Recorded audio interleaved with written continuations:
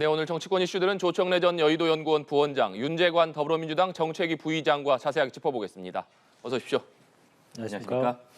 네, 윤석열 대통령이 대통령실 비서관 출신 5명을 포함한 신임 차관들에게 임명장을 수여하고 오찬을 함께했습니다.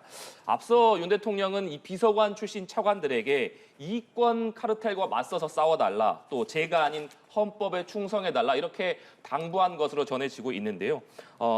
원장님, 윤석열 대통령의 이 메시지 어떤 의미라고 해석해야겠습니까? 일단 대통령께서 집권 1년 차를 넘기면서 네. 국정 운영 자체 좀 많이 안정이 됐고요.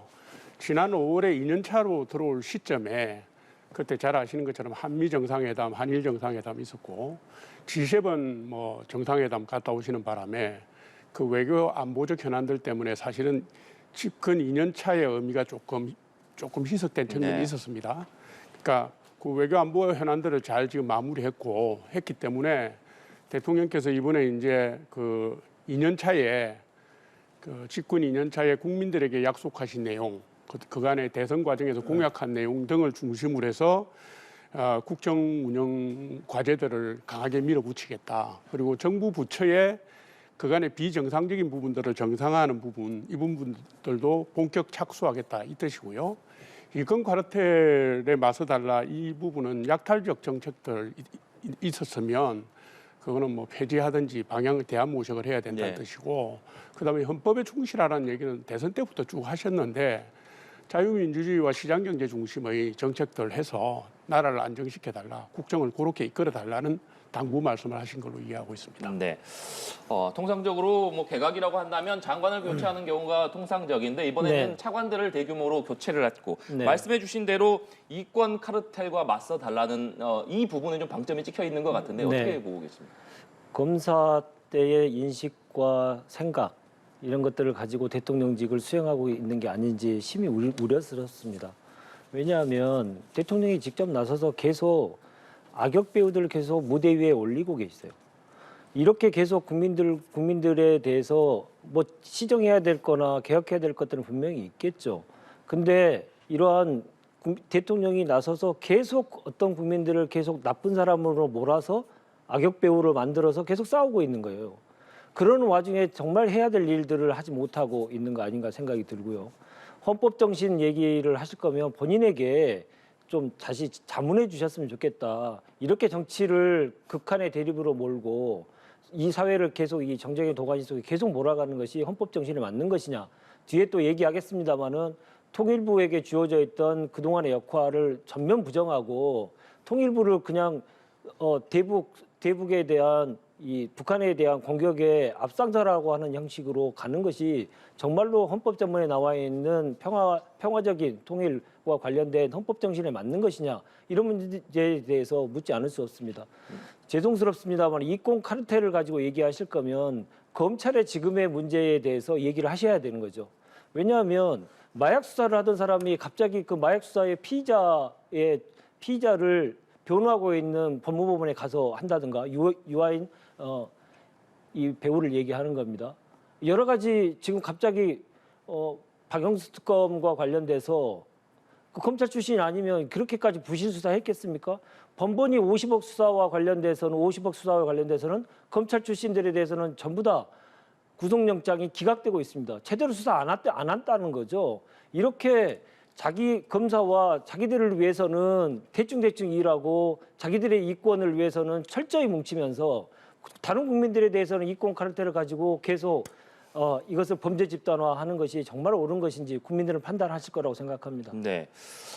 김용호 통일부 장관 얘기를 해주셨으니까 윤재관 부의장께서는 문재인 정부 시절에 청와대 근무하시면서 도보다리 기획자로도 잘 알려져 있고 남북 관계에 대해서 관심이 상당히 많으실 텐데 윤석열 대통령이 통일부와 관련해서 말씀하신 대로 입장을 밝혔습니다. 그동안 통일부가 대북 지원부와 같은 역할을 했지만 이제는 달라질 때가 있다 이렇게 밝힌 건데 아무래도 장관, 차관 모두 외부 인사로 교체를 한 데 이어서 통일부의 성격 자체를 다시 한번 규정을 했기 때문에 앞으로 통일부의 역할이 좀 크게 달라질 것으로 예상이 됩니다. 이 부분은 어떻게 보십니까? 성격 규정을 다시 하는 것은 미래지향적이냐 아니면 과거 회귀적인 것이냐를 가지고 우리가 판단해야 되지 네. 않겠습니까?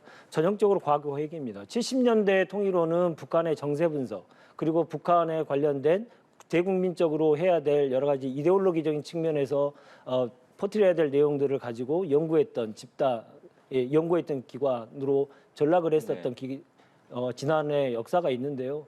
지금 남북에 관련된 교류 협력 이런 것들에 대해서는 정부조직법상 통일부에 하도록 돼 있는데 그것을 북한을 지원하는 것으로 좀 매도해 버리지 않습니까?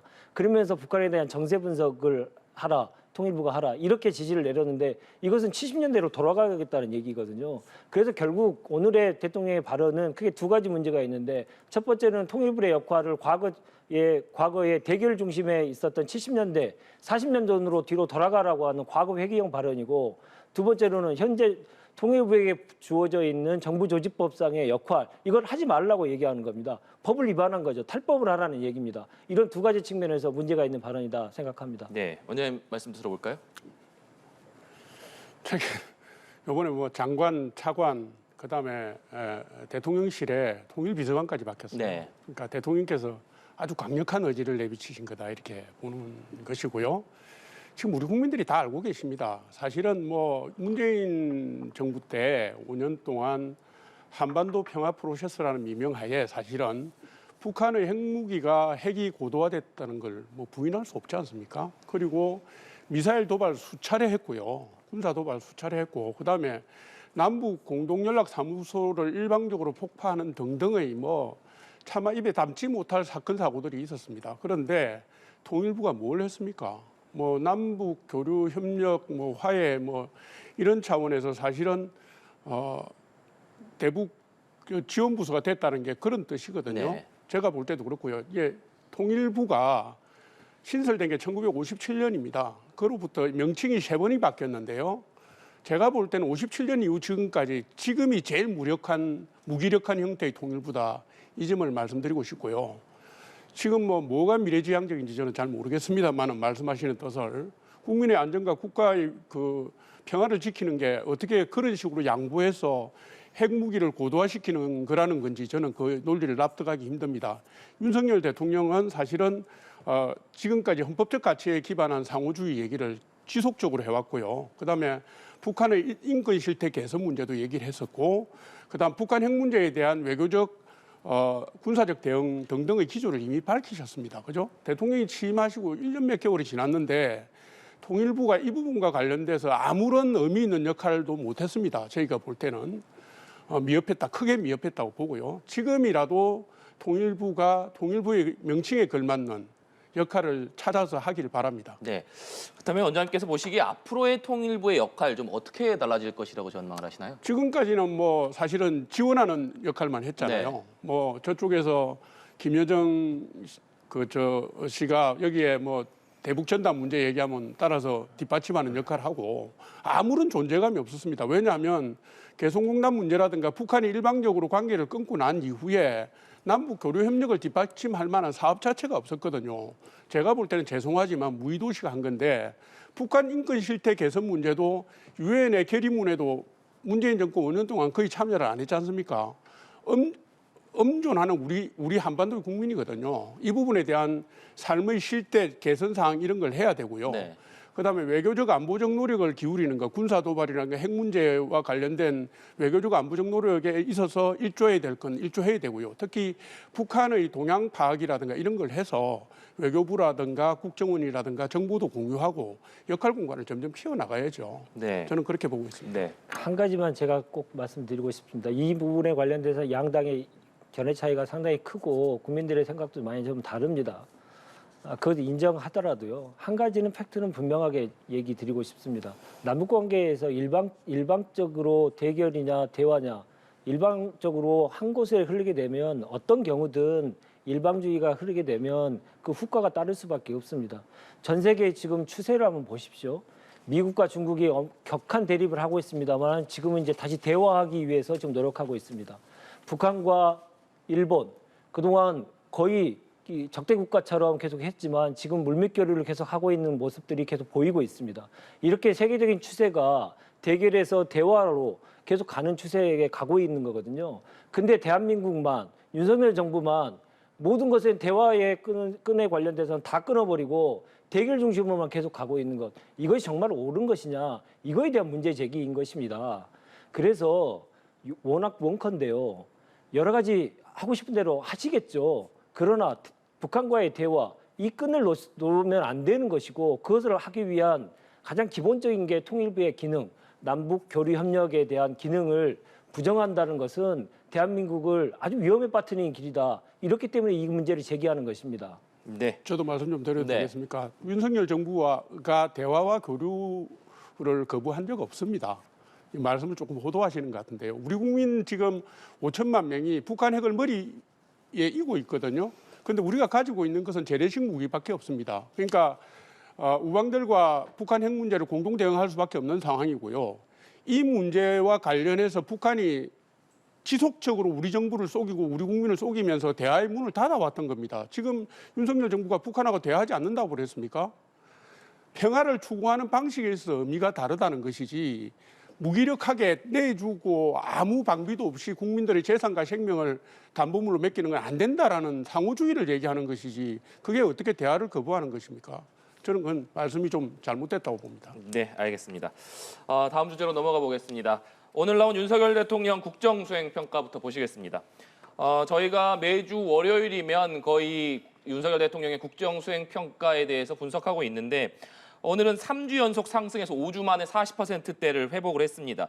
눈에 띄는 점은 무당층 또 중도층에서도 지지율이 오른 점이라고 볼 수 있을 것 같은데요. 원장님, 오늘 나온 여론조사 결과의 배경은 어떻게 보십니까? 사실은 분석하기가 매우 어려운 주제라고 생각했습니다. 왜냐하면 보수층하고 무당층, 중도층 2030이 다 올랐는데요. 네. 지금 당면한 정치 이슈 현안을 보면 별게 사실 없지 않습니까? 지금 한 1, 2주 사이에 있었던 게 개각하고, 그다음에 대통령의 자유총연맹 연설 부분이 있었고요. 그다음에 일본의 화이트리스트 다시 포함시킨다는 그 정도. 그다음에 연일 우리를 뜨겁게 하는 것은 핵오염, 후쿠시마 오염수 공방인데, 이게 이제 제가 볼 때는 긍정적으로 평가하자면 지금 이게 이제 윤석열 정부가 자유민주주의라든가 시장경제와 관련된 정체성을 명확하게 하고 있고요.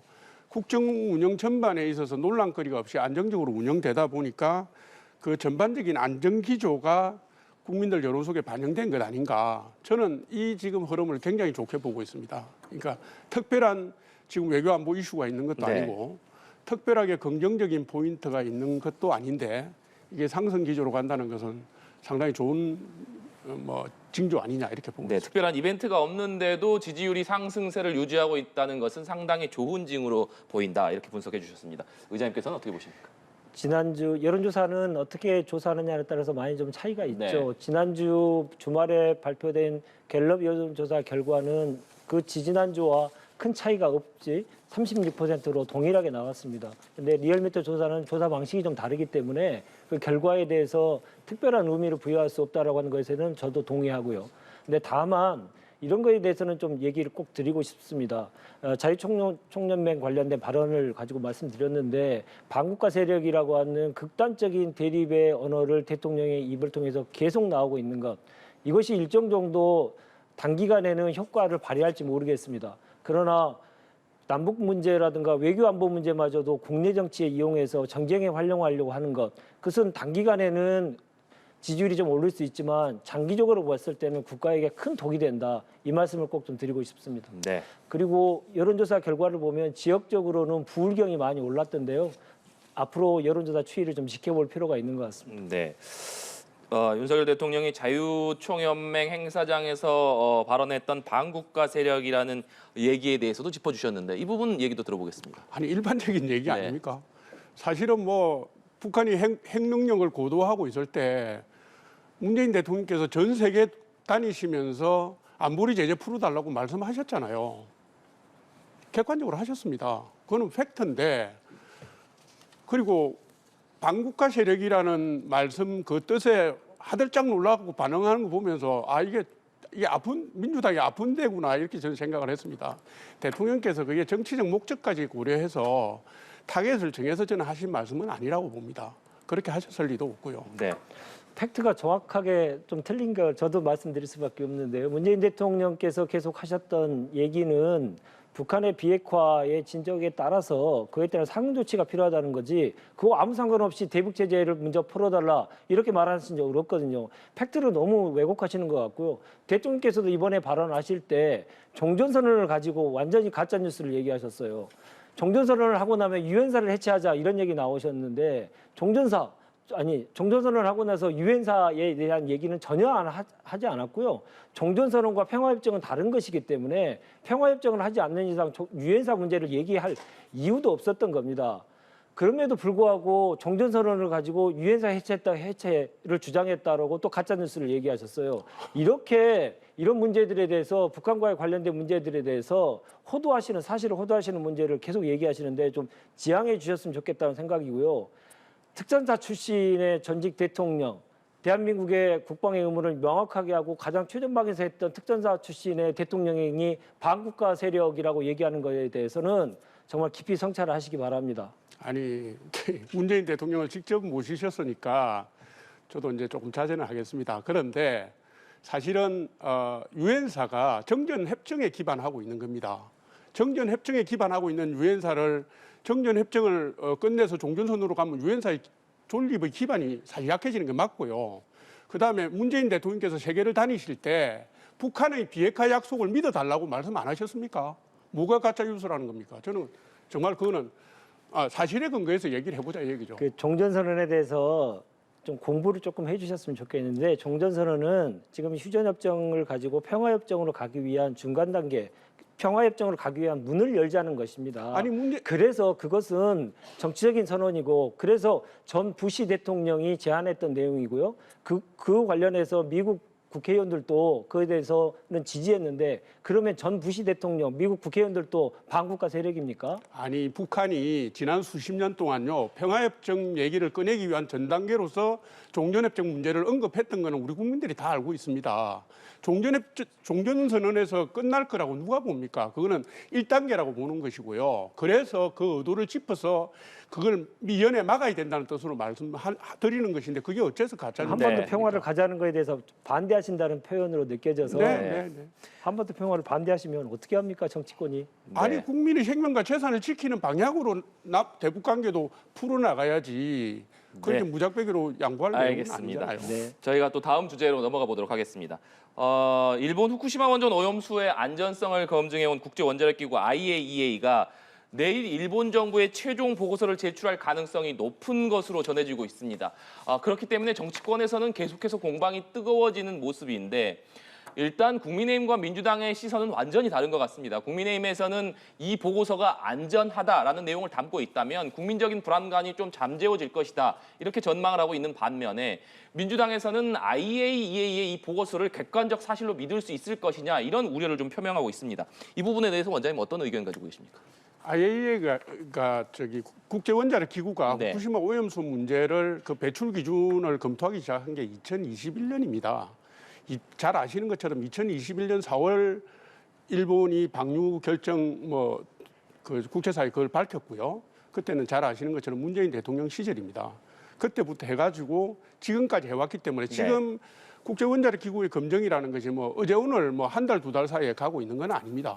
그 당시에 문재인 정권도 과학적 국제적 기준 부합하면 갈 수 있다라고 얘기를 했던 거고요. 그런데 최근에 민주당 우원식 의원이 단식을 하다가 이런 얘기를 했어요. IAEA가 국제원자력 기구가 방사능 오염수 측정을 할 수 있는 검증기구가 아니다라고 얘기를 했어요. 그러면서 하신 말씀이 유엔 같은 기구에다가 좀 맡겨보자 이런 얘기를 하셨는데 참 제가 어이가 없어서 실소를 검치를 못했습니다. 국제원자력 기구는 1957년에 만들어진 유엔 산하의 독립기구고요.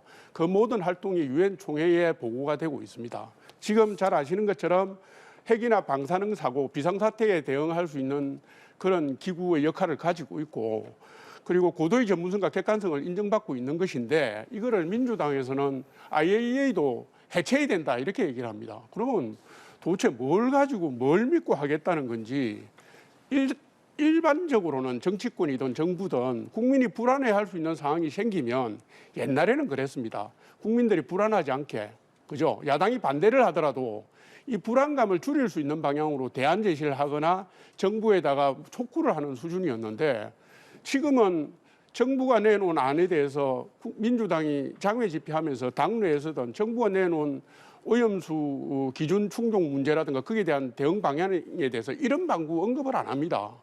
잘 아시는 것처럼 세슘이라든가 삼중수소 점검의 주기를 좁힌다든가 검정 시점 위치를 90몇 개에서 200개로 늘린다든가 유통 전 수산물 전수조사하겠다고 말씀드리고 있고, 그다음 IAEA 결과를 보고 이게 기준에 부합하지 않는다면 정부도 받아들일 수 없다 얘기도 했습니다. 근데 이런 상황에서 IAEA도 못 믿겠다 그러면 그럼 민주당의 대안은 뭡니까? 그냥 반대? 절대 안 된다 이겁니까? 네, 의장님. 말씀을 보시면 국민의 여론 그리고 국민의 민심을 조금 더 귀를 기울이셔야 되겠다라는 생각을 다시 한번 갖습니다. 지난주에 아까 말씀드렸던 갤럽 여론조사를 보면 불안하다. 일본의 오염수 방류에 대해서 불안하다는 국민이 10명 중에 8명입니다. 특히 보수층이라든가 국민의힘 지지층마저도 50% 이상이 불안한 감을 느끼고 있습니다. 그러면 집권여당이 해야 될 일은 국민의 불안을 줄이는 것이죠. 근데 집권여당이 한 게 뭐 있습니까? 음용수로도 가능하다, 마실 수도 있다. 그리고 또 국민의 그러한 불안을 괴담으로 다 치부해버리고 이런 것밖에 하신 게 없지 않습니까? 왜 국민이 불안하겠습니까? 이번 보십시오. IAEA에 관련돼서 하니까 제가 말씀드립니다만은 IAEA가 6번의 중간 보고서를 발표를 했습니다. 거기에 오염수의 다액종을 걸러내는 알프스라고 하죠. 그 시설이 10년 동안 8번 고장이 났는데 그에 관련된 내용은 중간 보고서에 한 번도 기재가 되어 있지 않습니다. 그거 알고 계십니까? 그러니 국민들이 계속 불안할 수밖에 없는 것이죠. 그리고 아까 말씀하셨던 2021년 4월 달에 IAEA는 이러한 활동을 하는 배경에 대해서 이렇게 설명합니다. 제가 적어왔습니다. 일본이 방출을 안전하게 이행할 수 있도록 방출 계획과 관련 활동의 모니터링과 검토를 지원해 줄 것을 요청해 이를 받아들였다.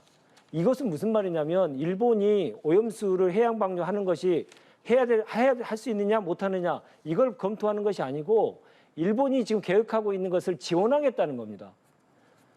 이렇게 IAEA도 그 조사의 목적을 밝히고 있어요. 그런 상황에서 우리 정부가 자체적인 검증이라든가 이런 조치를 하지 않고 시찰만 다녀온 거 아닙니까? 그래서 국민이 계속 불안한 것이죠.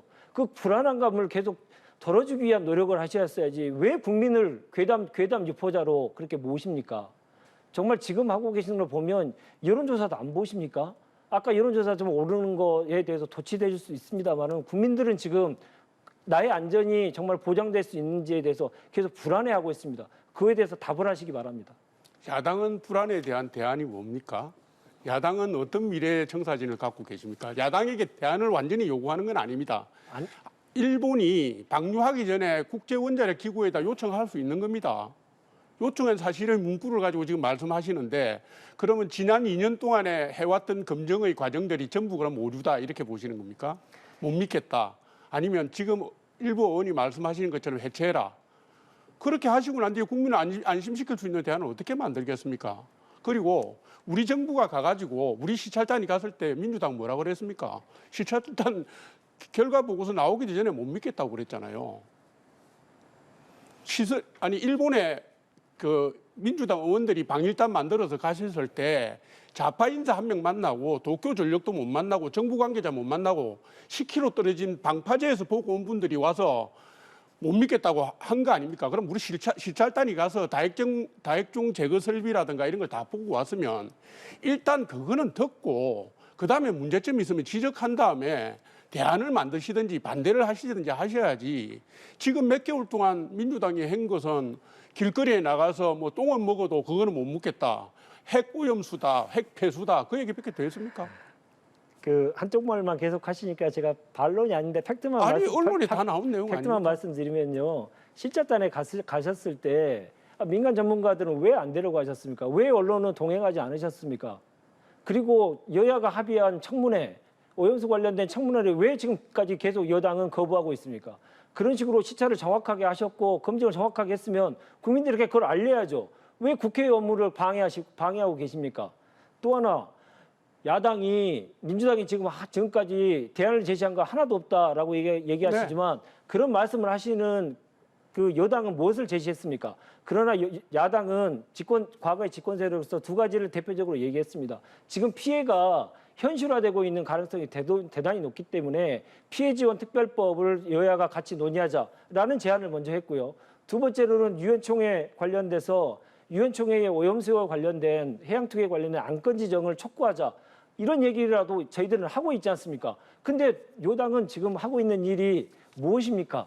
묻지 않을 수 없습니다. 뭐 야당이 지금 왜 국민이 그러니 불안하니까 이런 여론조사 아니, 결과가 민주당이 나오는 왜 겁니다. 특위하고 청문회 문제도요. 논의하기로 했으면 논의하기 전까지는 의견을 수렴하고 과학적 자료들을 모으는 작업들을 하셔야지 그 과정에도 계속 단식 투쟁하고 외부에 가서 장애 투쟁하면서 특위 만들자 그리고 청문회 하자는 것은 닥치고 반일을 갖다가 정치적으로 활용하겠다는 것밖에 더 되겠습니까? 떳떳하시면 국민들께 있는 그대로 청문회를 통해서 공개하면 되지 제가 볼 않습니까? 때는 청문회와 특위를 예. 방해하는 게 민주당이지 네. 국민의힘이 아니라고 오염수 저는 문제와 관련해서는 생각합니다. 여야 입장차가 워낙 팽팽하기 때문에 두 분께서도 뜨거운 토론을 해주고 계신데 내일 IAEA의 최종 보고서가 나올 가능성이 높기 때문에 내일 보고서가 나오고 나면 그 결과를 가지고 저희가 다시 한번 또 얘기를 해보도록 하겠습니다. 빠르게 저희가 다음 주제로 좀 넘어가 보겠습니다.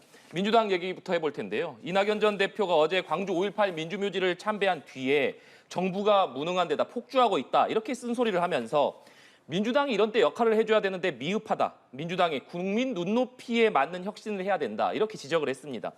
이 발언을 놓고 이재명 대표를 겨냥한 것이냐 아니냐 뭐 여러 가지 정치적인 해석이 나오고 있습니다. 아무래도 이낙연 전 대표가 미국에서 복귀한 이후에 발언 하나, 행보 하나에 모든 관심들이 좀 집중되고 있기 때문에 그럴 텐데 네, 예. 의장님께서는 어떻게 보십니까? 그럴 수밖에 없는 게 1년 만에 지금 그 활동을 재개하신 거기 때문에 그리고 당내 지금 상황 그리고 지금 전국의 상황을 볼 때 이낙연 전 대표의 발언이 집중을 받을 수밖에 없는 네. 구조에 있을 겁니다. 근데 이걸 해석할 때 모든 것을 정파의 관점 그리고 개파 갈등의 관점에서 보면 모든 문제들이 이렇게 곡해될 가능성이 상당히 있다고 생각하고요. 지금 이낙연 대표가 지적하신 민주당의 혁신이 필요하다는 내용에 대해서 민주당 내 모든 사람들, 모든 구성원이 그것을 부정할 사람은 단 한 명도 없습니다. 그래서 혁신위를 구성하고 있었던 거 아니고 하고 지금 활동을 하고 있는 거 아니겠습니까? 확대 해석할 이유는 없는 것 같습니다. 네, 원장님 말씀도 들어볼까요? 그럼 원래 이런 문제는 안에 있는 사람보다 밖에 있는 사람이 잘 보입니다. 이게 뭐냐면요. 지금 이낙연 전 대표가 입국하시고 난 뒤에 정치적인 행보를 열어가실 때 지금 제일 중요한 게 뭐겠습니까? 당내 입지점을 만드는 것이고요. 그 입지점을 강화하기 위해서 자신의 오래된 전통적 지지 기반 정서를 업고 네. 가야 되는 겁니다. 그래서 이낙연 전 대표가 지금 호남을 돌고 계시고요. 이번에도 호남 민심을 빙자해서 민주당의 핵심의 이 방향은 도덕성과 민주주의 회복이라고 말씀하셨잖아요. 그러니까 설명을 어떻게 하시든지 간에 이것은 당권파를 겨냥했다고 볼 수가 있고요.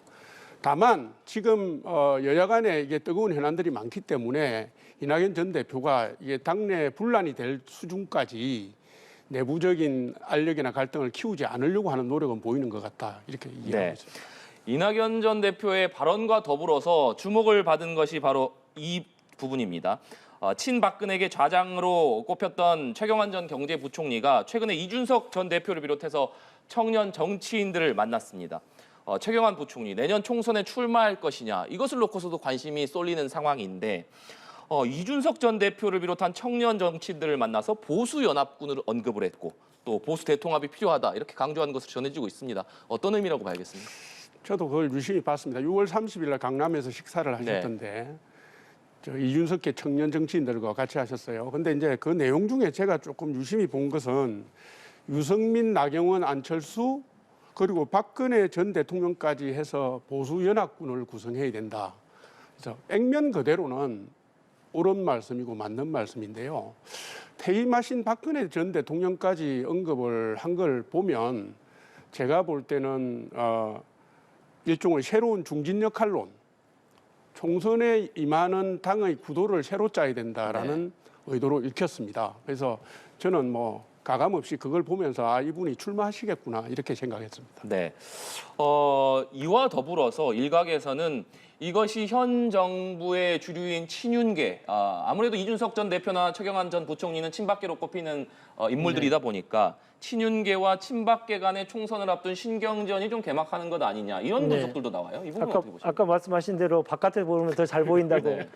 그런 말씀을 하셨는데 국민의힘에서는 과거에 친이와 친박의 극한 대립이 있었고 그러한 그 대립에 친박의 좌장 역할을 했던 분이기 때문에 그런 정치적인 해석은 더 있을 수가 있지 않을까 싶고요. 다만 지금 보수 대통합을 얘기하셨는데 저는 그렇게 읽겠습니다.